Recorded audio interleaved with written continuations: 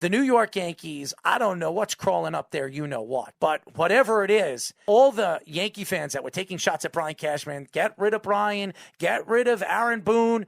Right now, Aaron Boone has been the best manager in the last month and a half. Everything that he's done has worked.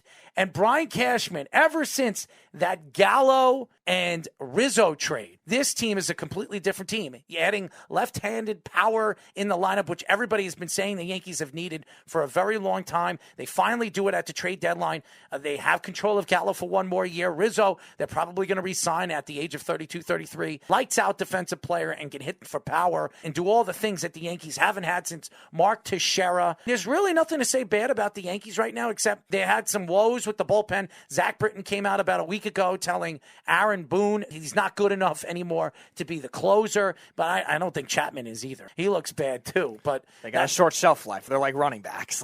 Closers last 5 years, then they steam out. It's bad. I mean, the Yankees bullpen is not as dominant as we've seen it over the last 25, 30 years. And they're starting pitching, which has shown up. Some of the young pitchers has played well, come up from AAA. What's the kid's name that hasn't given up a run in 4 games? He's pitched well. Savarino might be out for the season. Injuries with his shoulder again. And the Yankees gave him a $40 million contract, 4-year, $40 million contract about 2 years ago. So we might not see Savarino until his contract's up. So I don't know what the Yankees are doing with him. Starting pitchers, Cole looks better since the All-Star break. Cooper's still not back, right? I think he's on a rehab start. So he'll probably be back in a week or two. So, by the way, is the pitcher you were thinking of Luis Gil? I think it young was. Pitcher? Yeah. He's played 4 games. He hasn't given up a run. No earned runs. Puts up more zeros and makes history. This New York Post article says. So it's crazy. It's crazy. He's a young player, too. I think he's 25 years old, if I'm not mistaken. 23.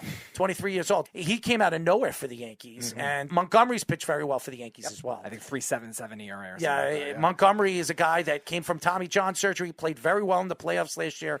I think he was the most impressive playoff pitcher for the Yankees last year. The Yankees have some good young pitchers that have showed up and showed why the Yankees are the Yankees, but the Yankees are moving in the right direction. And right now, they surpassed the Red Sox, sweeping the Red Sox this week. And right now, they look like they're going to probably sweep the Twins. That's not saying much. Yeah, but the Yankees are the hottest team in baseball. They've won 8 games in a row. They've been fantastic, Speedy. Absolutely fantastic. The hottest team in baseball since my birthday, July 26th. They are 18-5 in those games, about to be 19-5 with the way they're playing against the Twins. And they're getting it from a combination of, obviously, their core, but also some unlikely sources. You mentioned Gil. You mentioned a lot of these young pitchers. Tyona started to pitch well, too.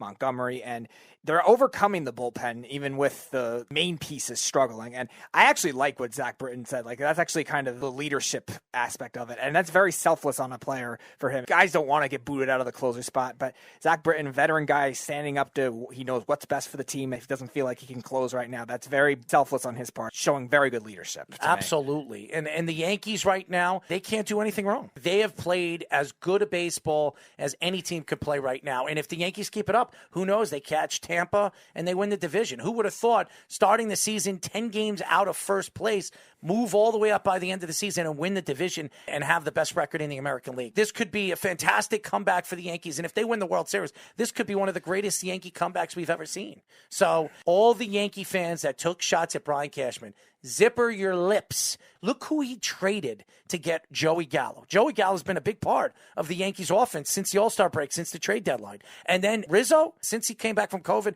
another guy. And maybe he's lit a switch up in Voigt's ass because Voigt's actually hitting the ball now. So this whole team is working on all cylinders. They still don't have Gio Urshela. They still don't have some of their important keys to this offense. So the Yankees are in a very good position where the Yankees could pull away from the oppositions. I think the Yankees are going to be very, very dangerous in the next 2 months and could win the division. Absolutely. Tampa, say whatever you want. They haven't played well since the All-Star break either. And they added Nelson. They added some pieces at the trade deadline, but not like the Yankees. I think the Yankees made the biggest moves when they needed to, and Brian Cashman deserves a lot of credit. Anybody that ever says anything about Brian Cashman, zipper your lip. And as far as the Mets are concerned, hearing some of the stories, MRI after MRI for Jacob deGrom, nothing is found, but it seems like stories coming out right now in the press that 99% chance that Jacob deGrom is going to tie his glove up and his cleats up this year. His season might be over. Yeah, elbow inflammation. Which it hurts the Mets because the Mets are still right there for a wild card spot, and they're slowly but surely falling out. They were the number one team all season long since the All-Star break, in first place in the National League East. They fell out of it. Atlanta took over. Philadelphia's played well. You're seeing the grittiness in that division, which we thought was going to be a very good division this year. Atlanta lost two very important pitchers early in the season. Everybody thought it was done with them, but they've got tremendous offensive players on that team. Absolutely. And as far as I'm concerned, Philadelphia, Joe Girardi, I root him on all the time. He old Yankee manager and skipper. I love his personality, his grittiness. That Philadelphia team has some grittiness. And Zach Wheeler, yes, Zach Wheeler could win the Cy Young in the National League. It's quite competition that Wheeler has with Corbin Burns and Walker Buehler, but he probably will end up being a finalist the way he's pitched for the Phillies, but his value has definitely been worth it. They lost a couple of games to the Diamondbacks, so they're starting to slip a little, but they're still ahead of the Mets right now. The Mets want to take that contract back. Yeah, well, unfortunately, Zach Wheeler is still not going to help the Mets offense, which is their biggest problem. Outside of Pete He'd be their number one guy. Sure, but I'm just saying. He's single-handedly probably getting them into the playoffs. Maybe, but still, regardless, the Mets' biggest problem is the offense right now. And outside of Pete Alonso, they have nobody hitting right now. Guys that are trying to pull the ball too much, they're striking out a ton, they're leaving the bases loaded whenever they do get the bases loaded. And a lot of these guys that we thought, all right, these guys, these misfit guys, these bench players are now. I like that name, misfits. Well, that's what it was in the beginning. See, they had all these scrap heap guys that were playing well for them, right? And then all of a sudden, all right, we just got to get McNeil back. We just got to get Conforto back, and none of them are hitting. And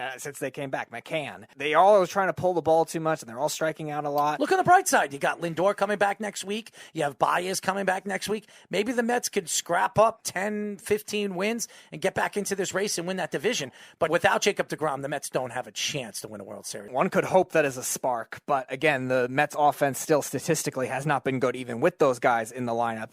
When Baez first got there, the first 3 or 4 games or so, it was good. But then after that, it started to tail off. And even with Lindor struggling much this season, there were certain guys that played well around him. And then when Lindor played well, nobody else did. So it just hasn't been consistent whatsoever with the Mets offense. And with Jacob deGrom now being out, they're having to rely on a lot of other pitchers to get it to work. Carrasco has not pitched well so far since he's come back from his injury. Their young pitchers have not pitched well. Their bullpen outside of Aaron Luke and Edwin Diaz has really started to struggle. And there's just really nothing that you could trust with this team anymore at the moment. You're a Met fan, so you know. And I think there's a lot of deficiencies. Their bullpen, which was very, very strong in the beginning of the season, one of the best bullpens in the National League, has fallen off. Right. Sandy Alderson, who thought he made aggressive moves in the beginning of the season, in the offseason, and then at the trade deadline where everybody thought the Mets were going to be buyers, including Josh Silverberg, who thought they were going to be the big buyers. No, it was the Yankees the buyers and the Mets the sellers, or whatever they were, not the buyers. The Mets were we got Baez because we needed one big move, but again, I think between Brian would have fit better with them. Sandy Alderson being the more the. Did you hear that Brian didn't want to be a Met, and that's why the Mets didn't make a trade for him? Well, yeah. You hear about that? Yeah, and then Brian hit 2 home runs as a member of the Giants last week against the Mets, so not really helping their cause. He's hit 5 home runs since he's been a Giant. Wouldn't surprise me, but again, that wasn't really the only reasons they lost those games, but still, not really ideal circumstances to have to run into. Bryant killed the Mets in his career anyway with the Cubs. I think he had like a .383 career batting average against the Mets. But San Francisco, since Brian has been there, has had a winning record. Rizzo, since he went to the Yankees have been the hottest team in baseball. And obviously Baez, he goes to the Mets. And then he goes to the Mets and the Mets are losing. It seems like everybody that goes to the Mets, just give them nothing. Everybody that goes to the Mets, even if you weren't injury prone in the past, you probably have a good chance of getting hurt. I really was rooting for the Mets this year. I want to see the Mets make the playoffs, but losing Jacob deGrom for the season is an absolute killer. He was up to win an MVP, a Cy Young. His numbers were absolutely dominant all season long, and then he gets hurt. That's a problem with Jacob deGrom. And I'll say this, and I'm not trying to take shots at Jacob deGrom because I like the kid. I think he's a great player. He's one of the best pitchers we've ever seen. Jacob deGrom is a peewee. I just don't think he has the guts to push, even playing hurt. We've seen pitchers. We've seen Garrett Cole play hurt with a bad finger early in the season. We saw him with the spider tack. The spider tack and how bad he was playing. He didn't give up, and he started playing hard, and he made it to the All-Star game, and then he came back from the All-Star game and started playing good baseball. There was no excuses. You got to be gritty, and I don't think Jacob deGrom is the gritty player that we thought he was. He's a talented player, no question, the best pitcher in baseball. It bothers me, just like Clayton Kershaw, all those years. He's a great pitcher, But once he gets hurt, he's out for a significant amount of time. You're talking about months. Jacob deGrom hasn't pitched in a month and a half. You don't have your number one guy pitching. It's a big loss, and I'm telling you right now, he doesn't play for the rest of the season. The Mets have no chance of even if they squeak into the playoffs, winning a wild card game and going further. I don't even trust them to win a playoff series, even if they do get in, even with deGrom, with the way this offense is going. But that will be figured out when Baez and Lindor comes back. One can hope, but still, I believe it. That offense They're was still too bad. good. The team offense was still bad. Those regardless. two guys are too good. Even though Lindor's had a bad season, I think Lindor, he's a spark. Ever since Lindor's gotten hurt, go look at their batting average since Lindor's been I know. Their offense fell from 24th to 29th. 7 spots is huge. I hope you're right, but I still have no confidence with the rest of this lineup depth. Now, going back to the injury thing. Now, the difference, I think, between Kershaw and deGrom is Kershaw was always injury-prone as it was, whereas deGrom, he had the Tommy John surgery in the minors when he was a shortstop, but once he's come up to the Mets, he's only really missed a few starts in his career. And now maybe the management of the injury definitely was difficult for him, for the front office, because I think the front office was wanting him to do different things. Luis Rojas wanted him to pitch, and he said, no, I want to stay out a little longer, and then he wanted to stay out for the All-Star break and then the All-Star game. So I think there's just a lot of question marks, and you wonder if those identities ended up clashing. And also the same kind of thing, them being so far ahead the All-Star break, you wonder if they were just waiting for it for a little while when it was a little safer. Right. And now all of a sudden, since now they've fallen out of first place, now they fell below 500, now all of a sudden it's a bigger concern, him not coming back, and now adding the elbow inflammation. Again, we'll never know who's technically right in this situation. He might have pitched rushed back and then gotten hurt even worse. Or, again, it might have came from rehabbing too much or something like that. We'll never know for sure. But I think this is only now concerning with all the other injuries the Mets have on top of that. And now the fact that they've fallen below 500. Anybody that's a Met fan right now is not very excited, not very happy. Everybody was blowing up Sandy Alderson and Uncle Stevie. Uncle Stevie took shots at the offense on social media. Now ownership is starting to attack what this offense is. You spend all that money in the offseason for Lindor, and then you make that trade for Baez, which you're going to overpay in the offseason. You're going to have to pay him $170, $180 million. You're talking about two players that are going to probably make $500 million in the next 10 years. I don't care how rich Uncle Stevie is. If they're not producing, it doesn't matter. Any fans out there that can sit there and tell me that you're excited or happy what you see with the Mets,